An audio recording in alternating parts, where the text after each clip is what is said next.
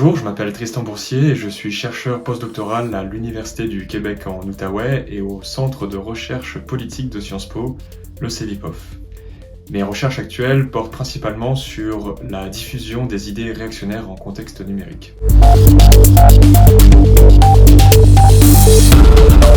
Alors avec cette recherche, j'ai cherché à comprendre comment des discours violents et réactionnaires parvenaient à se diffuser sur des espaces grand public, tels que YouTube. Et donc l'idée c'était de comprendre comment des idées autrefois marginales, reléguées dans des espaces confidentiels du numérique, parvenaient à atteindre de nouveaux publics, et notamment un public plus jeune. Je me suis donc concentré sur un type d'acteurs particulier que sont les influenceurs politiques en ligne.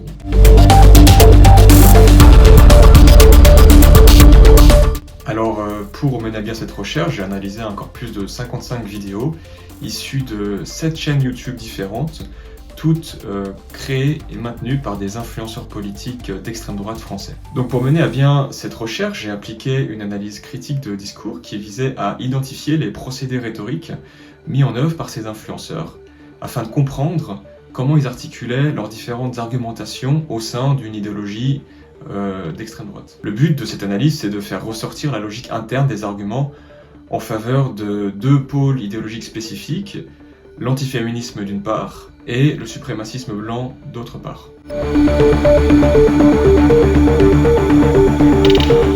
Donc mon étude montre que le discours suprémaciste blanc ne se présente pas frontalement sur YouTube, mais qu'il est dissimulé derrière d'autres discours, notamment des discours antiféministes et plus spécifiquement masculinistes. En fait, ces influenceurs procèdent par une essentialisation par le genre, avant de justifier une essentialisation par la supposée race des personnes. Pour ce faire, ils vont articuler leur discours autour de trois techniques, de trois tactiques. La première, c'est la victimisation. Donc ils vont toujours se présenter en tant que personnes attaquées, personnes agressées par des femmes, par des féministes, par des immigrés, et comme répondant directement à ces attaques. La deuxième tactique, c'est ce qu'on appelle la rhétorique du retournement.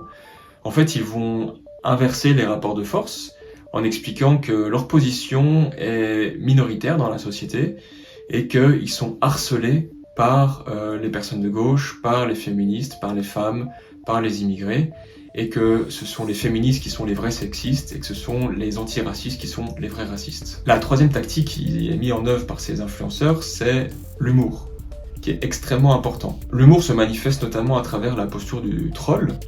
Donc cela consiste à adopter une position outrancière afin d'avoir des propos politiques sans en assumer leur portée. Donc à chaque fois qu'un de ces influenceurs va être pris en défaut ou être critiqué sur ses positions politiques, il va battre en retraite et dire qu'en fait il ne le pensait pas vraiment, que c'était pour l'humour. Et ces trois tactiques sont mises en œuvre autour d'une même base idéologique qui est un anti-égalitarisme profond. Pour ces influenceurs, l'égalité est profondément non naturelle pour les humains. On est inégaux et on doit le rester. Ce qui veut dire pour eux que les sociétés doivent absolument embrasser cette supposée inégalité naturelle. Et ce discours anti-égalitaire permet de radicaliser progressivement le message qui est véhiculé en passant d'une inégalité entre les genres pour aller progressivement vers une inégalité vers les supposées races. Donc mon étude met en évidence une nouvelle dynamique dans la diffusion des idées suprémacistes blanches. Contrairement au discours suprémaciste traditionnel, ces influenceurs adoptent des stratégies discursives qui sont sophistiquées.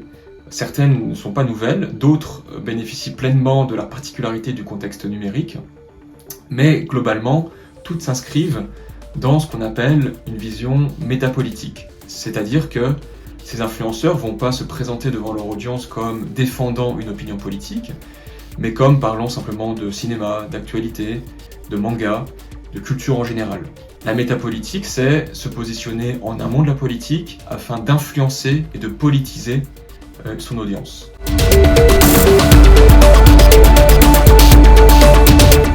Pour finir, j'aimerais rappeler que l'extrême droite véhicule des messages de haine, bien sûr, mais qu'elle porte également une vision du monde. Comme toute idéologie, elle prétend offrir une grille de lecture pour comprendre le monde qui nous entoure. Et c'est ce qui la rend attractive.